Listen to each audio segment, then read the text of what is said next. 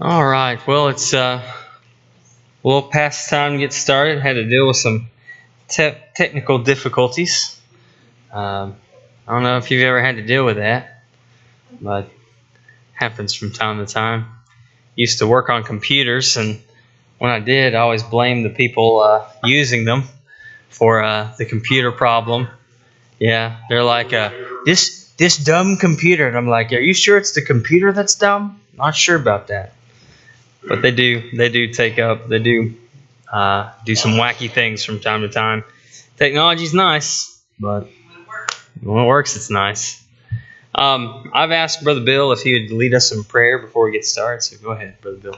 Now, please, Heavenly Father, come before you this evening, and we are thankful for the blessings of another day and life, with all the things that you provide us to sustain our life as we strive to maintain existence and work for you and further your kingdom. We ask for blessing on the class at this time as we continue to study the book of Hebrews. We learn and we grow from the words there. We discuss and we look at concepts that are put forth by the Hebrew writer. Let's ask and teach the class. In Christ's name we pray. All right, we're going to back up a little bit and go to verse 11. I did not feel good about last week, and it was my fault. I was not being able to think straight for some reason, and I even afterwards I went home to Autumn and I actually complained to a friend of mine. I said, there was like one question that was answered in class, and I knew the answer to it, but at the moment I didn't know the answer to it, and if I didn't know any better, I would have thought that I had some really big impairment problems, and it was an operator error last week. Yeah, and I was talking to was that Fat Mushrooms? Yeah, I thought the guy that sold them to me was just shopping from Aldi, but I don't know. I don't know what happened last week. I just wasn't thinking straight and couldn't get my mind wrapped around things, and so I want to back up and talk about starting back in verse 11. It says, "But Christ, having come a high priest of good things to come, through the greater and more perfect tabernacle, not made with hands, that is to say, not of this creation." And this is probably a reference to heaven. Some might even make it a reference to the church. The reason we probably think this is about heaven, is just the idea of this is not made with hands. It's not of this creation. And I don't mind if someone says that that's about the church, specifically, because why? What's the importance of the church, and then that correlation with heaven? If there's a tabernacle not made with hands, and it's not of this creation, someone might make that application to the church, but in the end, where's the church going? Church is going to heaven. But I believe that this to be very much about heaven. Of course, this is again not made with hands. Thinking back to Jesus saying, "My kingdom is not of this world." Those kind of applications I think can be made here. Verse 12, "Nor yet through the blood of goats and calves, but through his own blood entered in once for all into the holy place, having obtained eternal redemption." And so, nor yet through the blood of goats and calves. Again, we know, and this is one of those repeating themes that we're really getting into. We mention this from time to time anyway, concerning sacrifices. The blood of bulls and goats, and we're going to do anything, and that is evidence here in just a little bit. But the sacrifices that were made on the old covenant, they were just continual sacrifices. There was no end to them until the new covenant when Christ came. And so there was no end to that. They had to continually do these things. They couldn't let up. And so nor yet through the blood of bulls and blood of goats and calves, but through his own blood entered in once for all into the holy place, having obtained eternal redemption. So, Jesus is in a completely different, bracket, if you will, than anybody else that has ever come. Preachers, prophets, anybody that has taught, where has the knowledge come from? It's come from God. It's come from deity. It's come from the Father and the Son and the Holy Spirit. We have all of those, working for us in this regard of getting the message across. But Jesus, he has the ability to obtain these things on his own. He has that ability, and that's exactly what he's done. And he's offered himself once for all, and it says, proverbially here, entered in once for all into the holy place. Verse 13. For if the blood of goats and bulls and the ashes of a heifer, sprinkling them that had been defiled, sanctify unto the cleanness of the flesh, how much more shall the blood of Christ, who through the eternal Spirit offered himself without blemish unto God, cleanse your conscience from your dead works to serve the living God? So, under the old law, of course, they were to do this, and this is a reference from Numbers chapter 19, but this is a reference to the Day of Atonement. But Numbers chapter 19 and verses 2 through 10, I think, specifically talk about this. So if that was done under the old law, and all these people that had been defiled, they get sprinkled with the ashes, and it says it sanctifies them unto the cleanness of the flesh. So what is it again? What is sanctification? Yeah, setting apart. We set apart for a holy purpose. We tend to end that with, but setting apart. They're set apart for a holy purpose. So it sanctifies the people by doing this act that God had given out, that you are to do this, you are to follow this way, and it fulfilled what it was to do. But then it says, if those ashes, if the blood and those ashes, all that was done under the old law, and it could sanctify a person, well, then how much more will the blood of Jesus go? Like, how much better is that going to be? And of course, I know we preached a sermon on this not too long ago. Going from Hebrews chapter 10, talking about this very thing. Jesus sacrificed himself once for all. His blood is all that anybody needs. It actually forgives sin. It's not that it pushes it back and keeps it in remembrance to the person that had sinned. No, that's not what happens at all. Now Christ's blood forgives sin, and you don't have to have continual sacrifices. There's one sacrifice once and for all. And if you continue with the thought process there in chapter 10, there are these people, and we'll talk about this in much more detail when we get there, but these people were offering, wanting to go back to this Old Testament kind of a thought process, and they're taking the blood of the covenant, wherewith that they were actually sanctified, that everything, they're forgiven of the sins. They're taking that blood of the covenant, Christ's blood, and his sacrifice, and they're making it unholy. It's like it's worthless. It doesn't matter. I've heard other people, you mentioned the word worthless. I've heard people use that in the old law. Said it was worthless. It was not worthless. God did not do anything that was worthless. He set this up for a purpose. It served the purpose.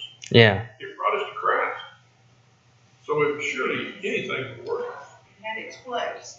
Sure it did. Yeah. Yeah, it does. It did have its place, and sometimes, I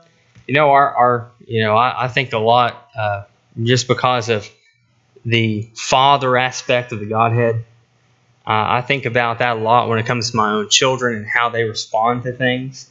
And sometimes I'll talk to my kids and I'll ask them to do something, and they'll kind of dilly-dally in doing it. And so just to make them understand how strong my words are and the importance of them, sometimes when they don't do something immediately when I say it, I'll go, "You're dead." And they're like, "What?" And I'll say, "Yeah, if this had been a life and death situation, I told you to do something, you're dead. Because you did not respond when I told you to." And we teach in our home, slow obedience is disobedience. If it takes you a long time to do what you're told to do, well, you're still being disobedient. That's not good.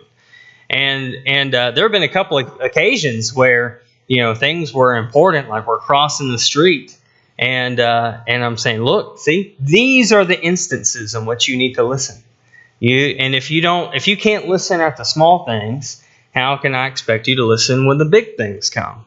And you need to just trust me that I'm looking out for your best interests."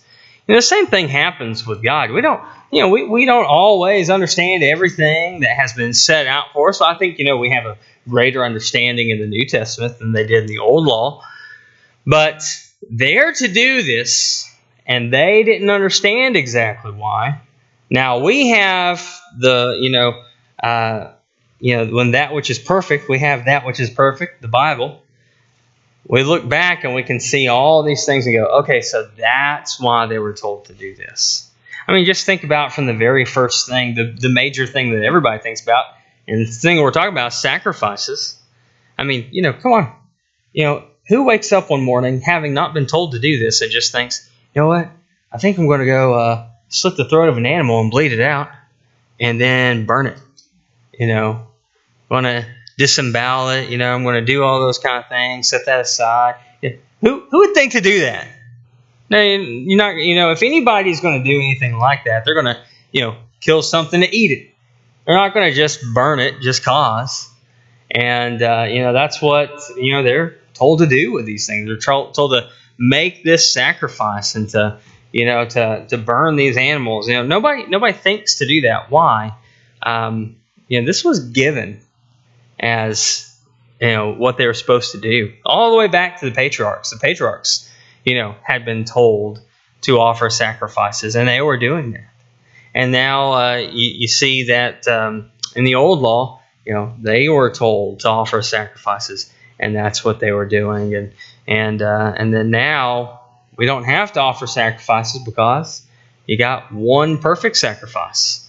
And so, we get this full view of it because it's all been done and we're now living in the New Testament era. They had to just follow what God had said without really understanding all of the ins and outs. It's just that, hey, I've got to be obedient. And I tell that also to people because and I agree with this to a certain extent. Sometimes, when you're getting on to your kids about something, you explain why you're getting on to them. There are other times, my kids are up to a point where I might tell them to do something, and they'll say, "Well, why?" And I might explain it. But what's the other thing I might say? Because I said so. Sometimes Dad's going to give you something, and in your mind it's arbitrary. It fulfills a purpose of some kind. You may not understand it at the time. Later, maybe you will. And going back and looking at things, I see some things where my parents said, "Hey, it's because I said so," and you just have to go with it. And then as you get older, you go, "Okay, now I realize why that happened. I realize why they said that." But I think that, people that are parenting and they're not saying that phrase are actually doing them a disservice when it comes to serving God, because sometimes you just do things because it says so. You don't have to have a full explanation. You don't have to have a full explanation of everything. There are some things where, I'll teach it, and I'll just teach it just as I see it in the Word, and people get upset and say, "Well, you know what, I think this or I think that." I don't know that your thinking is exactly wrong. I don't know that. All I'm teaching is what's right here because I can't say anything outside of that. Now, the reason for it is, God says it. we're supposed to do it. So yeah, they did not understand everything that was going on. But yeah, it certainly fulfilled its purpose. Getting back to what Brother Philip said is that, the old law fulfilled its purpose. It was there for a reason, and it worked it out. We look back and see, read about the sacrificial system that they had. The people he's talking to lived it. Mm-hmm. This is part of their upbringing. Oh yeah, that's right. He tells you, don't go back to that. It wasn't strange to them like it is to us. Yeah. Because it was part of their life. Yeah. Brother Bill, did you have something? You look like you're about to say something. No, I was going to say, just with what you just said, it's more important that we be in harmony with God than God be in harmony with us. Yes. In our opinions, what we think. Yes. Yeah. Now, I've often said, and I would tell this to teenagers, I say, look, you know what? The Bible says you can't eat spaghetti. Guess what you can't eat? You can't eat spaghetti. I mean, if that's what it says, then you do it. Doesn't matter how little you think that is. Well, what's the big deal with spaghetti? Oh, I don't know. But if it says it, then don't do it. Now, for some of you who like Italian food, don't worry. That verse is not in there, to my knowledge. Yeah, just... But anybody have any other comments before we move on here? All right, so verse 14, how much more shall the blood of Christ, who through the eternal Spirit offered himself without blemish unto God, cleanse your conscience from dead works to serve the living God? So let's just continue on and think about this just a little bit more. This is a greater sacrifice, greater implications here. And this is, of course, directly related to the previous verse that we had just talked about. But, he is without spot.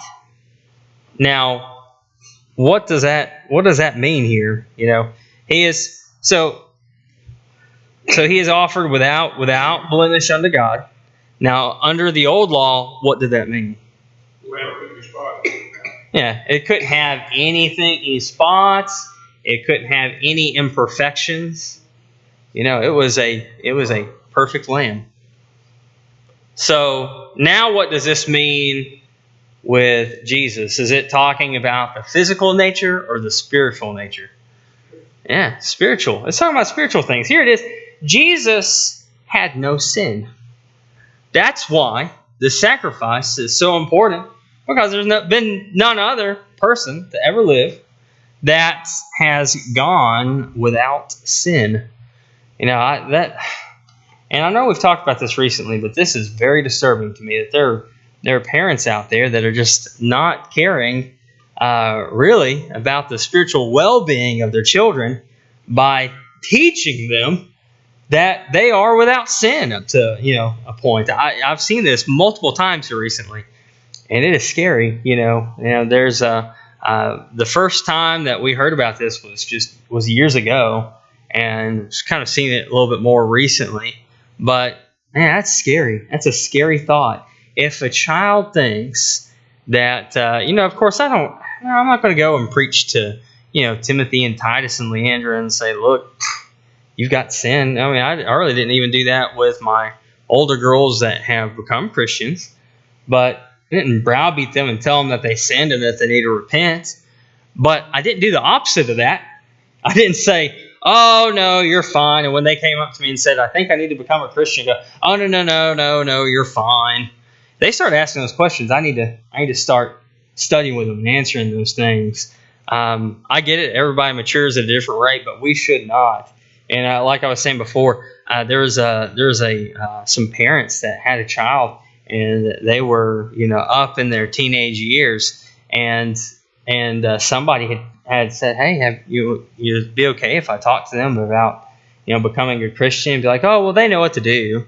And well, why haven't they done it? Oh, because they really haven't sinned.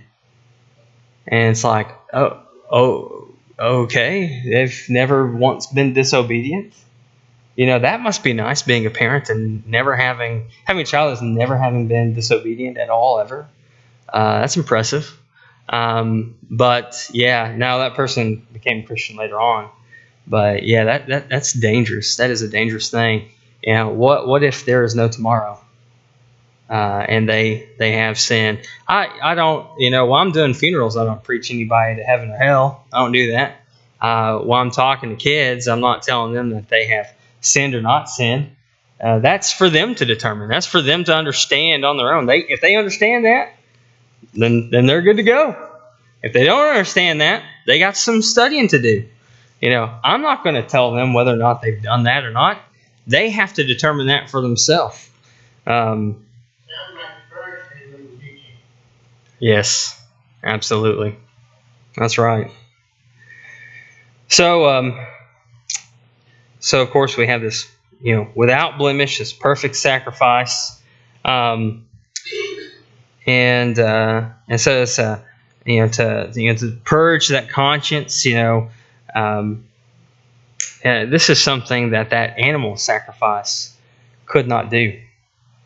I mean, think about this now, and we need to understand this, for ourselves. I look back on my life, and I certainly have regrets. I mean, I have some big regrets. I wish that I could go back in time and say, you know what? These things are important, and don't mess up in these areas. And especially when it comes to spiritual things, that's even more important, right? And you'd tell your younger self, hey, look, these temptations are going to come, and flee from it. Flee from these things.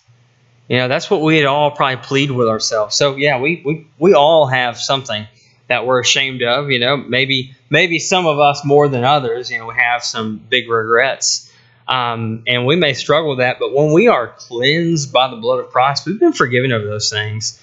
If God has forgiven us, and I want to make sure that we understand this. I think about this quite a bit in these terms, but really it's almost arrogant for us to beat ourselves up over the past when we've been forgiven. Because if God has forgiven us for those things, do we think that we're better than God? That, I'm going to hold myself to a higher standard. Yeah, no. That's none of that. If God has forgiven you, you need to do the best that you can to forgive yourself. But there are people that under this old law, they couldn't ever feel the freedom that we feel. They were doing what they were supposed to do, but they could not feel the freedom of being free from sin. I've been able to baptize a lot of people. I don't know how many, but I've baptized several people. I've had some interesting baptisms that I'll never forget. I had one guy that I worked on for a long time, and when I baptized him, he came back up. It's the normal thing. Hug the preacher. Be thankful for what just happened. This guy, just threw a nice good punch into the wall, and you just yelled out, and I was like, what has just happened? And I was like, I thought this guy should be feeling good right about now. He was not. Now, he did tell me, he's like, I'm thankful to become a Christian, but at the same time, really, really angry about the fact that I've been lied to for so long. And I was like, well, I get that, but let's talk about anger a little bit. This is something we need to talk about at some point. But when you baptize somebody, the most common response that I have seen over the years is that when someone comes up out of that water, typically there's a smile on their face, and they're so thankful that they have just become a Christian. They've been forgiven of their sins, and they're just happy. And I'll tell one more baptism story here, because this one's probably been my most memorable one. When I was in preaching school, I preached for this small congregation in Covington, Tennessee, about an hour drive from Memphis. And I was preaching there for a little while, and until my car broke down, I couldn't make it out there. But I was preaching out there, and the brethren had an empty baptistry. And I said, look, I know I've been recommended to come out here and preach, and I cannot, in good conscience, preach unless that baptistry is full and we're expecting to baptize somebody, because we need to be ready to do this at any point in time. And they said, well, we haven't had that baptistry filled in years. Well, let's clean it up. Let's fill it up. So they did. And then to come to find out, as a real small country congregation, they had a circulating pump on it, but they never had heat in that thing. And so it was cold water. And they had put I don't know what it's called, but it's one of those things you put in a trough, and it keeps it from getting ice that forms on it. So it doesn't heat up the water, but it heats it up just enough that ice won't form. And so they put that floating in there, which did nothing for the baptistry. And then we had somebody that we studied with. Somebody had this older man that they had been talking to, and they said, "Hey, would you please come and have Bible study?" So I did. I came, I think, on a Saturday and maybe a Sunday, and I went and I studied with this guy a few times. And he had been steeped in the Baptist church, and so I was told he wants to talk to you, but he's probably not going to respond because in the deep South, it's almost like some kind of a rivalry going on between the Lord's Church and the Baptist Church. And so I'm talking to this guy, and he decides that he's going to become a Christian. I immediately see two concerns. First of all, this guy is in his late 80s. I mean, I know we got a 90-year-old over here, but this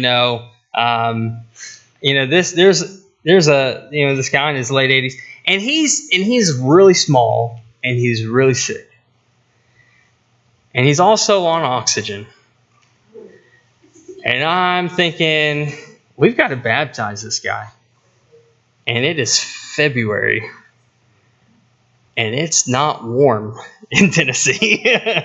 And so we went to the church building. I was like afraid of how cold that water was.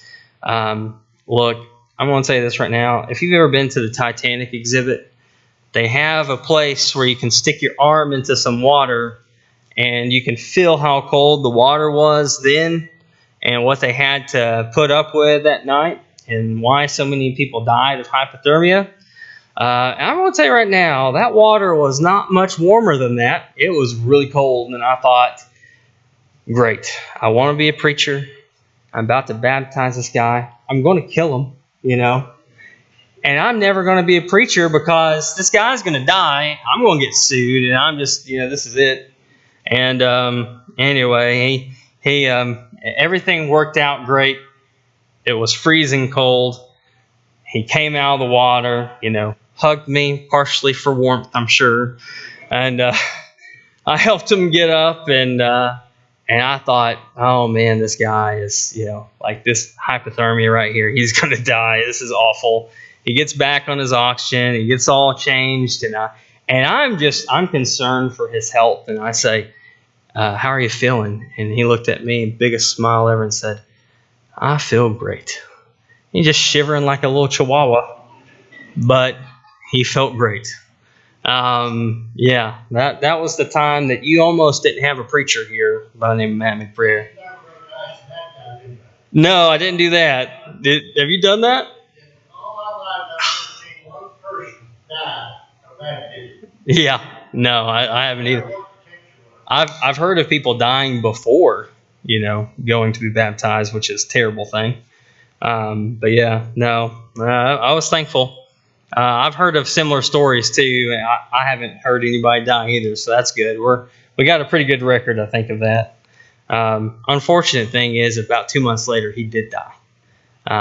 Wasn't because I baptized him, by the way. It wasn't hypothermia or anything. But yeah, he did pass away. He's a very, very sick man. But going back to this, in verse 14. That's the beauty of Jesus' sacrifice. When we're baptized and that blood of the covenant cleanses us from our sins, We have something that they didn't have in the old covenant. We are cleansed from our conscience. Verse 15. And for this cause he is the mediator of a new covenant, that a death having taken place for the redemption of the transgressions, that under the first covenant they that have been called may receive the promise of the eternal inheritance. I'll go ahead and read the rest of this passage. I think it's important. Verse 16 and 17. For a testament is, there must of necessity be the death of him that made it. For a testament is a force where there hath been death, for it doth never avail while he that made it liveth. So go back to verse 15. So for this cause, what caused that? Because he is able, he's made the sacrifice, he's able to cleanse people from their sins, cleanse their conscience here. He has freed people. He has now become the mediator of a new covenant. It says that a death having taken place for the redemption of the transgressions that were under the first covenant. Why is that important? What did that just say? All of the sin under the first covenant, what did Jesus do with that sin? He cleansed it.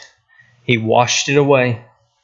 When someone asks that question, I love this passage. I've used Hebrews 9, 15 through 17. I don't know how many times, but whenever you look at this passage, you can go to verse 15 and say, this is what's showing that old covenant did not forgive sin. It only pushed that sin back unto the point that Jesus could die and that his blood could wash away the sin under the first covenant.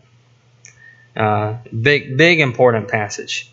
It says, they that have been called may receive the promise of the eternal inheritance. So, if Jesus' sacrifice, if you've done everything to get Jesus' sacrifice, which of course would be the plan of salvation. If you've done everything to get Jesus' sacrifice, then you have the promise of eternal inheritance, which sounds awful like Galatians chapter 3, doesn't it?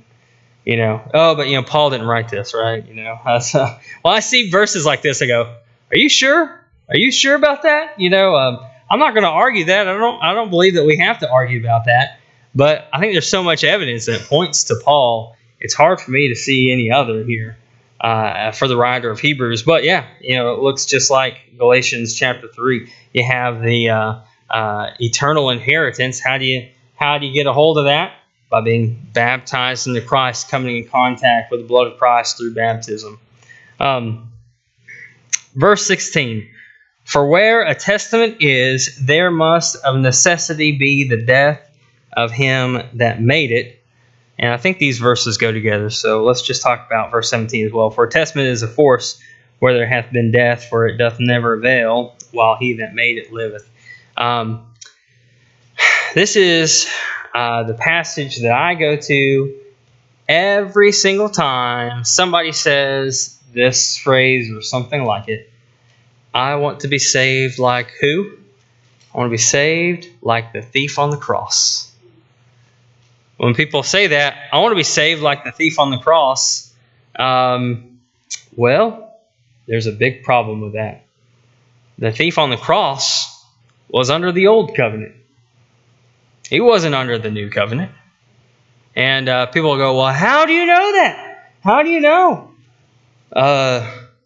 Well, he was talking to Jesus, and Jesus conveniently wasn't dead yet when he was talking to him.